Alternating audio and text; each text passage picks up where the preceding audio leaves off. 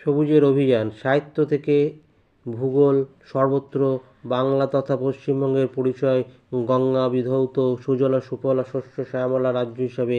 তাই নতুন বছরে যথেষ্ট মুখেই যখন এ খবর পাওয়া গেল যে গত 7 বছরে পশ্চিমবঙ্গের গঙ্গা তীরবর্তী অঞ্চলে 2115 হেক্টর জায়গা জুড়ে মোট 22,18,449টি গাছ লাগানো হয়েছে, তখন মনে যুগপৎ গর্ব ও তৃপ্তি জাগা স্বাভাবিক। সবুজের অভিযান তো চমৎকারিত হচ্ছে কেন্দ্রীয় সরকারের national mission for clean Ganga forestry intervention প্রজেক্টের অধীনে পশ্চিমবঙ্গ সহ গঙ্গা অববাহিকা অঞ্চলের 5টি রাজ্যের সরকারকে 2016-17 থেকেই দায়িত্ব দেওয়া হয়েছিল সবুজায়নের।